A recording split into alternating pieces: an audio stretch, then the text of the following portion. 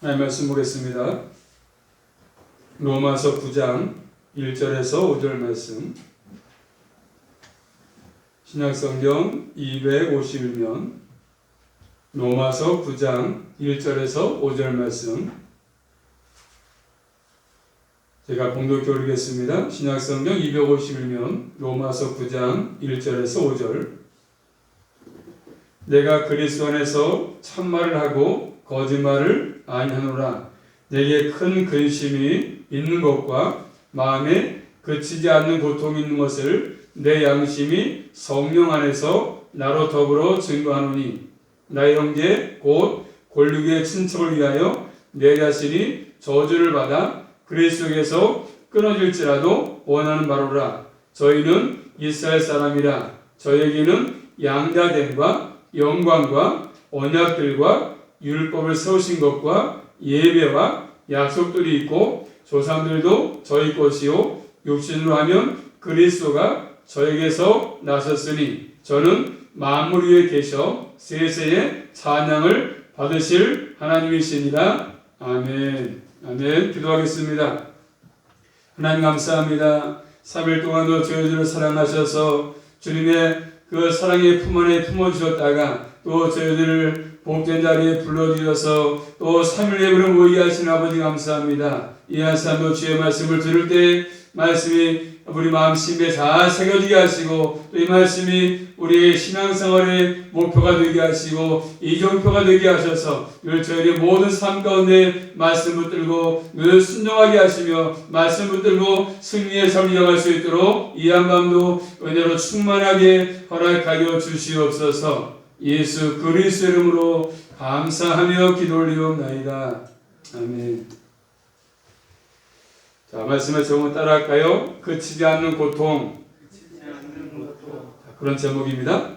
로마서 9장 11장부터 보시면 유대인과 이방인의 관계에 대해서 말씀하고 있는 것인데, 논쟁이 많은 부분입니다. 하나님의 크신 섭리와 경륜 가운데 유대인들은 어떤 위치에 있는가를 잘 말씀해 주고 있습니다. 지금 사도 바울은 이방인의 사도로 알려져 있습니다. 바울이 이방인들에게 복음을 전한 것은 구약에서 약속하신 말씀의 성취입니다. 구약의 뿌리를 두고 있는 것입니다. 자, 그렇다면 유대인은 어떻게 되는가? 사도 바울은 유대인에 대해서 무관심했는가? 유대인들에게 오해를 받을 수 있는 일이었습니다. 바울은 그렇지 않다고 얘기합니다.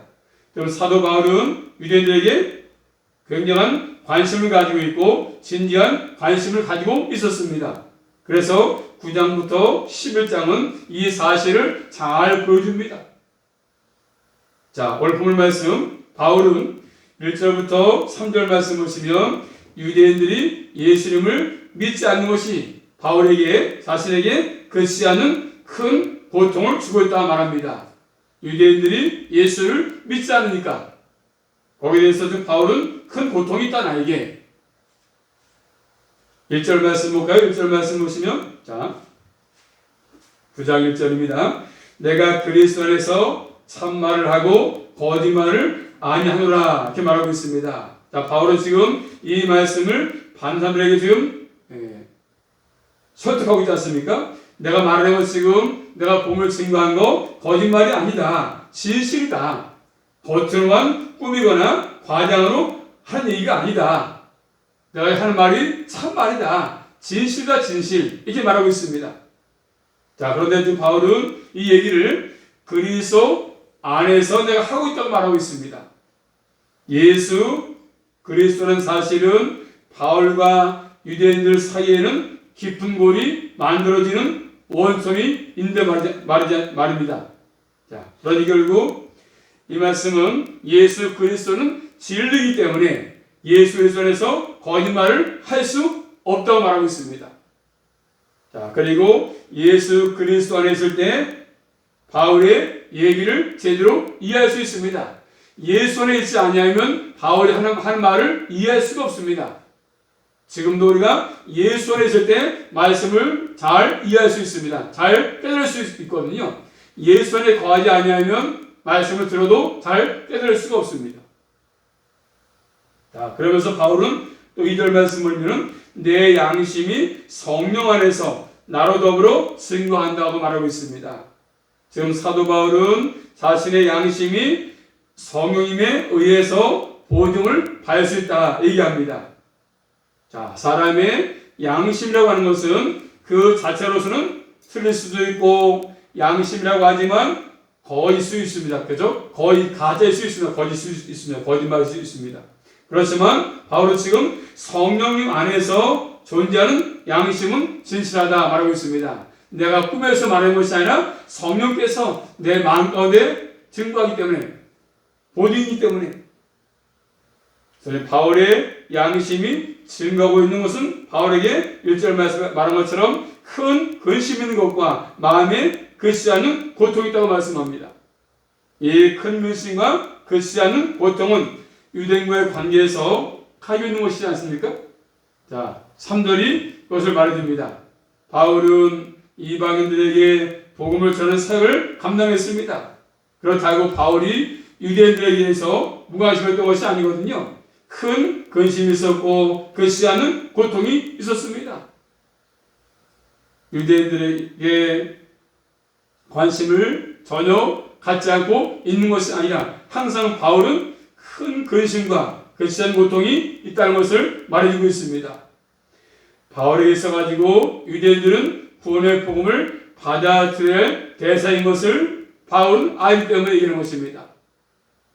그래서 3절 말씀 보니까 나의 형제 곧 권리의 친척을 위해서 내 자신이 저주를 받아 그리스도에서 끊어질지라도 원하는 바라 이렇게 말하고 있지 않습니까? 자, 그럼 바울은 유대인들을 뭐라고 부르고 있습니까? 나의 형제 곧 권리의 친척이라 부르고 있습니다.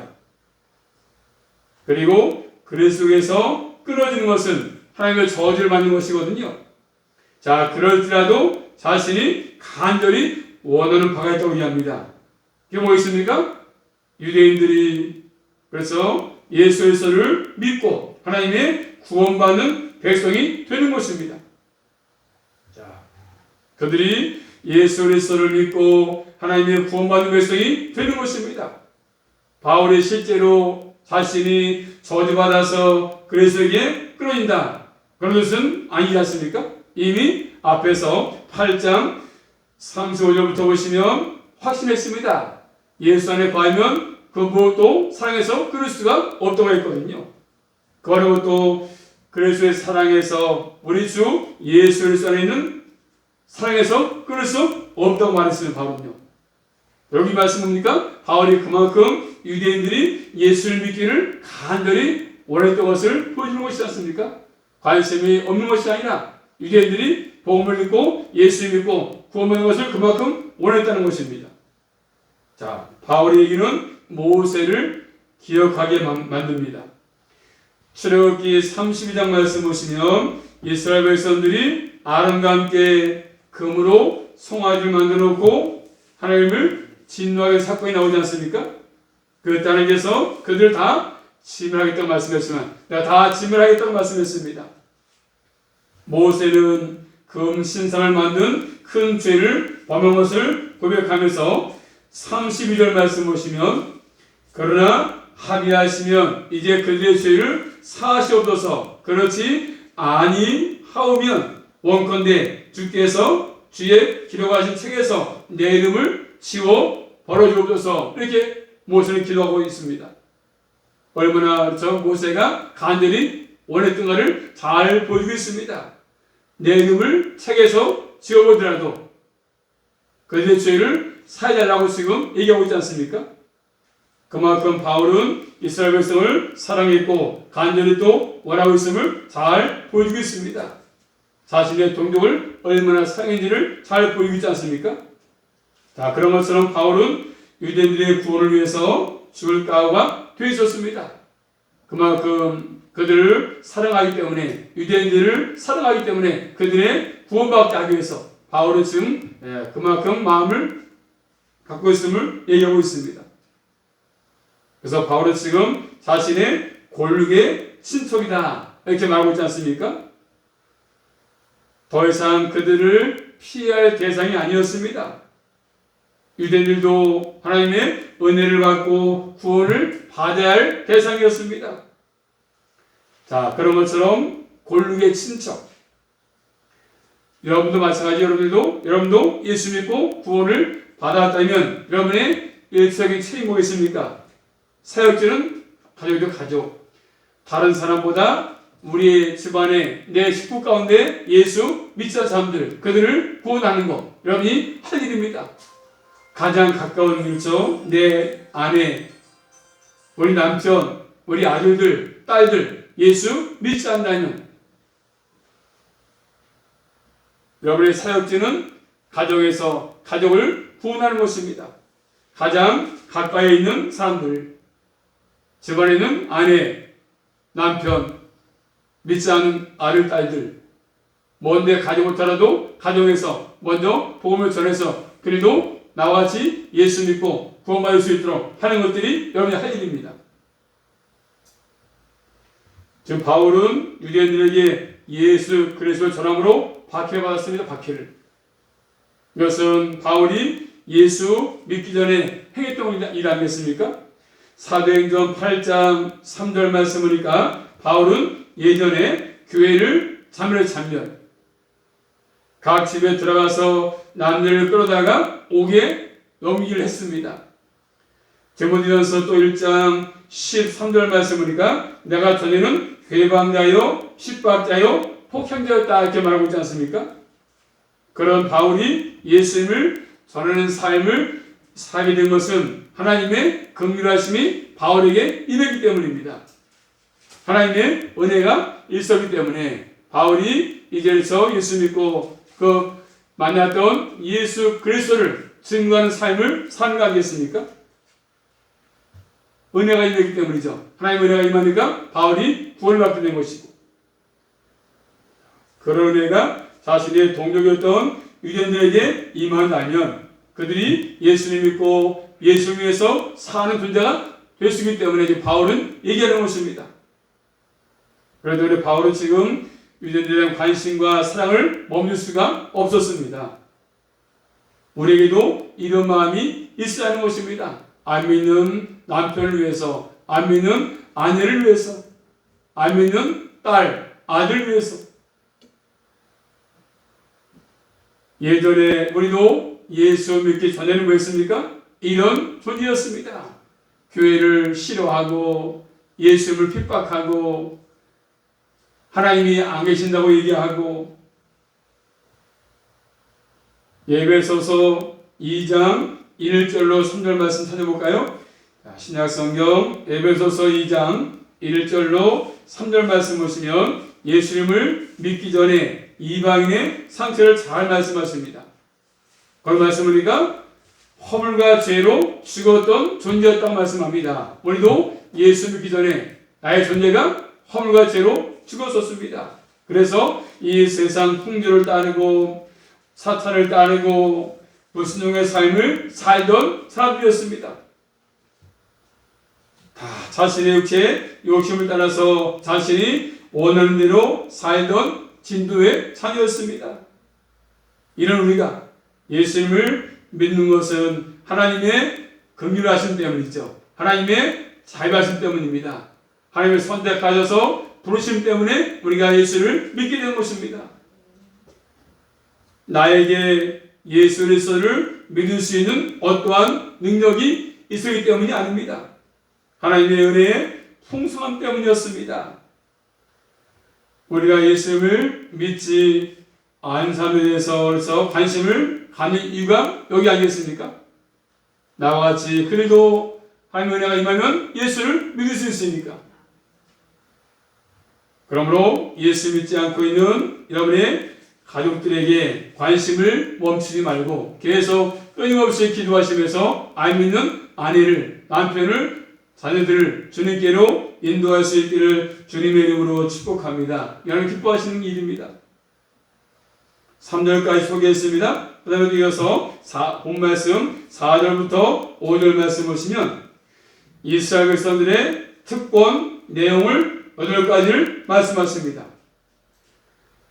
그럼에도 불구하고 그들은 메시아를 거부했습니다. 그들은 특권을 가지고 있었지만 예수님을 메시아로 받아들이는데 실패했습니다.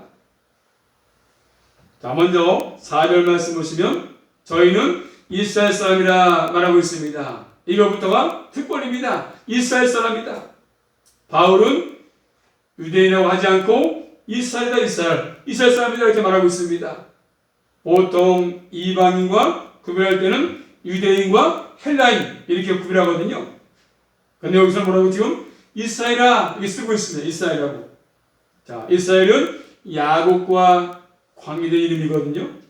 창세기 32장 28절 말씀이니까 하나님께서 야곱의 이름을 이스라엘로 부르셨습니다. 이스라엘 하나 이스라엘. 이스라엘은 하나님이 주신 이름 아니겠습니까? 하나님께서 특별히 소유한 백성인 것을 의미합니다. 또 구약성경 아모스 3장 1절로 2절 말씀 보시면 이스라엘 자손들에게 내가 땅의 모든 족속 중에서 너희만을 알았다고 말씀합니다. 이스라엘의 모든 족속 가운데 너희만을 알았다. 하나님께서 선택한 백성인 것을 의미하지 않습니까? 이것이 한 나라의 이름이 된 것입니다. 그 이름을 바울이 지금 쓰고 있지 않습니까? 이스라엘 나라 이스라엘 사람입니다. 하나님께서 이스라엘 사람들에게 주신 특권이 뭡니까? 8가지를 말씀하고 있거든요. 특권.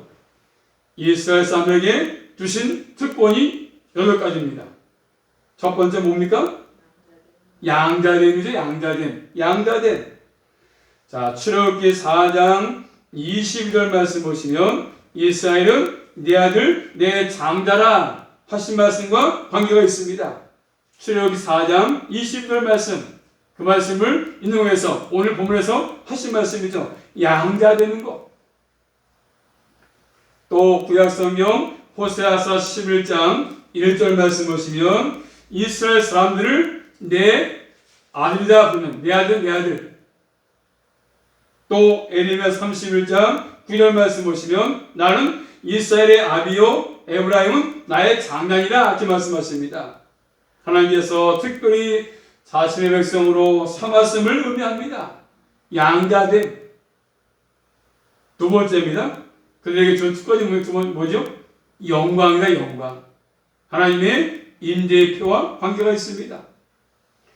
출애굽기 29장 42절 말씀 보시면 구약의 성막에 하나님의 영광이 충만했음을 말씀하십니다. 영광.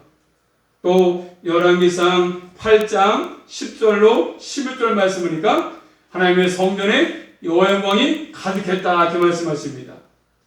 이스라엘 백성은 하나님의 영광스러운 임재 가운데 존재했습니다. 그 다음에 특권 세 번째 뭡니까?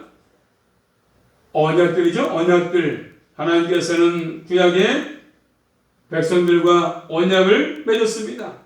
아브라함과 언약을 맺었고 이삭과 야곱과도 맺었습니다. 모세와도 언약을 맺었습니다. 또 구약의 다윗과도 언약을 맺었습니다. 하나님께서는 새 언약도 말씀했습니다. 에레미야 31장 31절 말씀이니까 이스라엘 지금 이런 언약을 가지고 있습니다. 언약. 이스라엘 백성들. 네 번째는요. 특권이 뭡니까? 율법을 세우신 것이죠. 율법은 모세의 율법을 의미합니다. 하나님께서 그 음성으로 말씀하시고 그 손으로 직접 쓰신 율법을 주셨습니다. 신명기 4장 7절로 8절 말씀 보시면. 다섯 번째는요. 또 특별히 뭐죠? 예배죠. 예배. 이스라엘 백성들이 구약의 성막과 성전에서 예배하도록 예배의 규칙을 주신 것입니다. 예배를 위해서 제사장을 세우시고 희생제사를 하나님께 드리도록 했습니다. 그만큼 예배가 얼마나 중요합니까? 예배. 특권이야 특권. 지금 논란도 아무나 예배를 드릴 수 있습니까? 아니지 않습니까? 하나님의 선택받은 택한 백성만 나와서 하나님께 예배를 드릴 수 있습니다. 그만큼 예배가 얼마나 소중합니까? 특권이야 특권. 여덟 번째는요, 이 약속들, 그렇죠? 메시아가 온다는 약속이지 않습니까? 구약의 왕, 제사장, 선지자 모두 장차올 메시아를 예표합니다. 약속들. 일곱 번째는 특권이 뭡니까? 조상들이죠. 조상들이 저희 것이라 이렇게 말하고 있지 않습니까? 조상들, 아브라함, 이삭, 야곱, 12지파들, 모세, 다윗 다 속하지 않습니까? 여기 조상들. 마지막 여덟 번째는요, 육신으로 하면 그리스도가 저에게서 나시고 메시아가 그에게서 났다고 말씀하십니다.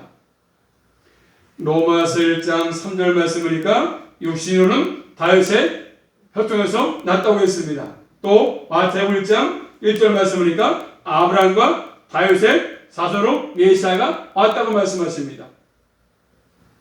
자, 이렇게 이스라엘 특권을 말씀하시면서 본 말씀 5절 말씀이니까 5절 말씀 볼까요? 시작. 조상들도 저희 것이요 육신으로 하면 그리스도가 저희에게서 나셨으니 저는 만물 위에 계셔 세세의 찬양을 받으신 하나님이시라. 아멘. 아멘. 저는 만물 위에 계셔가지고 세세의 찬양을 받으실 하나님이시니라. 아멘. 이렇게 말씀하고 있습니다. 자, 두 가지의 가능성이 있습니다.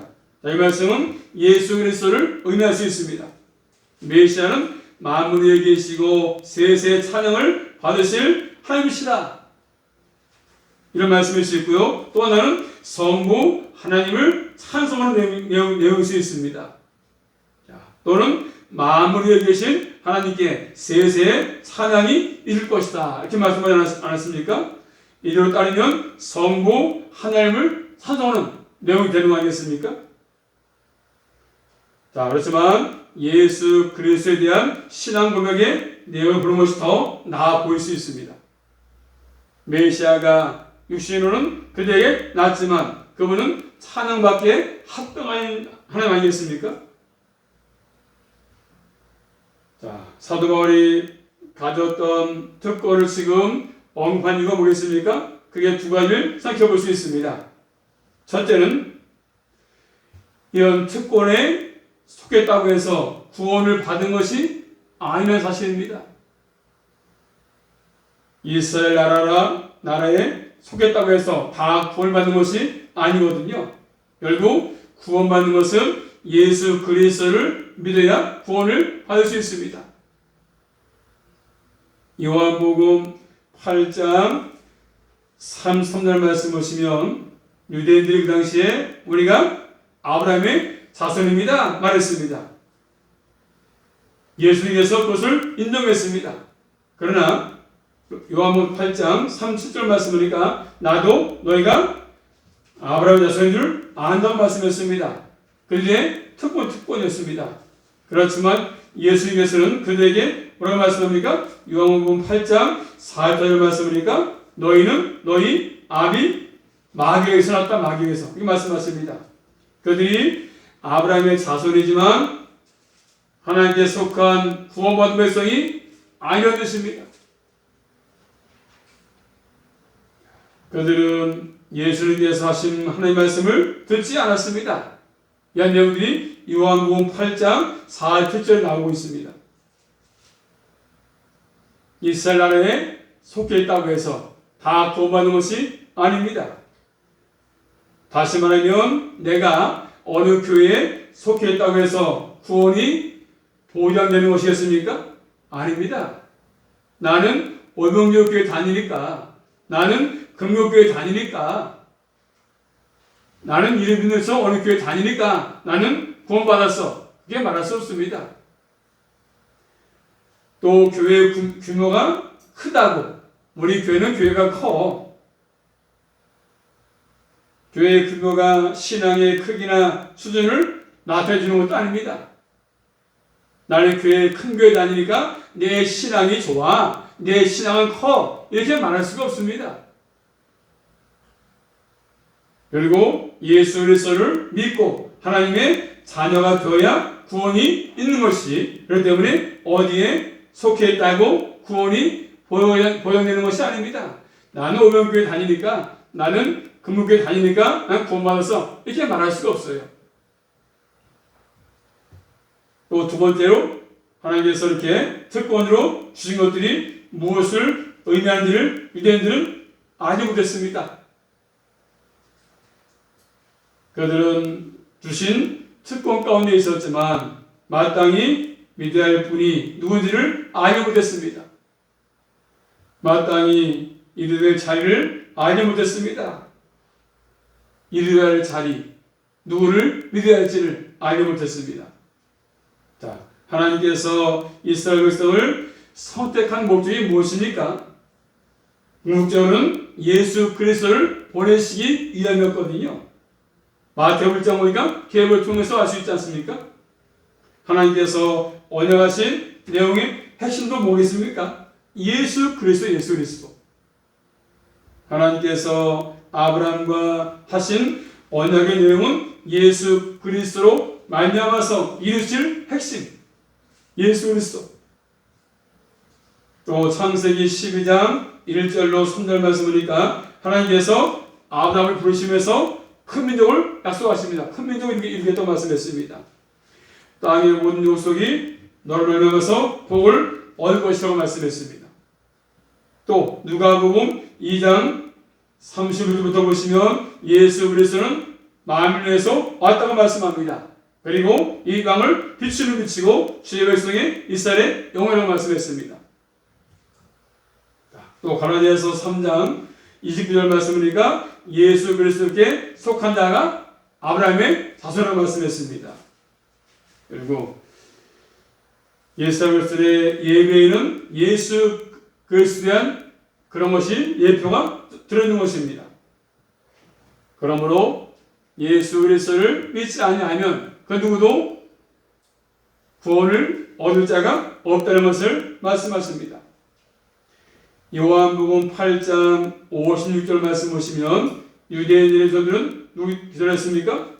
너희 조상 아브라함은 나의 때 볼 것을 즐거워하다가 보고 기뻐했다고 말씀하십니다. 그런데 유대인들은 어떻게 했습니까? 예수 그리스도를 받으리지 아니하고 배척. 예수를 믿지 않았습니다. 그렇기 때문에 그들은 구원을 받지 못했음을 또 얘기합니다. 속해 있다고 이스라엘 민족이라고 다 구원받는 것이 아니라 예수 그리스도를 믿지 않으면 구원을 받을 수가 없습니다. 우리도 이 땅에 살면서 어느 집단에 속해 있다고 어느 또 교회에 다닌다고 해서 다 구원받는 것이 아닙니다. 예수 그리스도를 믿지 않으면 구원을 받을 자가 아무도 없습니다. 또 예수 그리스도 없이 가지고 있는 모든 것들은 헛것입니다. 예수를 믿지 않고 큰 사업체가 있다든가 그래서 권력이 있다든가 여러 가지 있다 할지라도 헛것입니다. 예수 믿지 않은 모든 것들은 헛것. 예수 그리스도를 믿어야 존재하는 모든 것도 의미를 갖는 것입니다. 예수를 빼놓고 예수를 믿지 않고 내가 소유하고 있는 모든 것들은 다 헛것이라고 말씀합니다. 그러므로 우리 모두는 예수 그리스도가 나의 모든 것이고 예수가 나의 전부시고 예수님이 나의 생명의 주관자시고 나의 구주이십니다. 그러므로 그 예수 그리스도를 전하는 사명이 여러분에게 있는 것입니다. 남은 생도 예수 그리스도를 전해서 많은 사람들이 예수 믿고 구원에 이룰 수 있도록 복음의 사역을 잘 감당할 수 있기를 주님의 이름으로 축복합니다. 기도합니다. 살아계신 아버지 감사합니다.